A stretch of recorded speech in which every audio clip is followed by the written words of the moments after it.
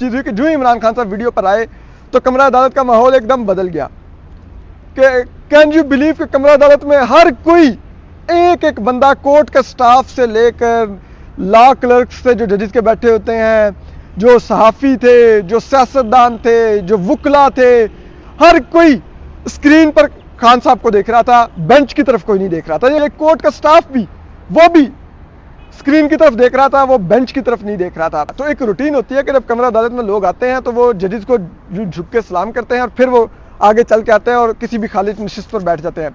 और जब वो कमरा अदालत से जाने भी लगते हैं तो वो जजेस की तरफ देखते हुए बाहर निकल जाते हैं, उनको एक दफा झुक के सलाम करते हैं। ये एक अदालत की ताजीम का एक डेकोरम है और फिर वो बाहर निकलते हैं। लेकिन आज जो कोई भी कमरा अदालत में दाखिल हो रहा था वो बेंच की तरफ नहीं देख रहा था, जजेस की तरफ नहीं देख रहा था, उसका मुंह स्क्रीन की तरफ होता था कि खान साहब बैठे हुए हैं। और जो कोई कमरा अदालत से बाहर भी जा रहा होता था वो भी स्क्रीन की तरफ देख रहा होता था। यानी कि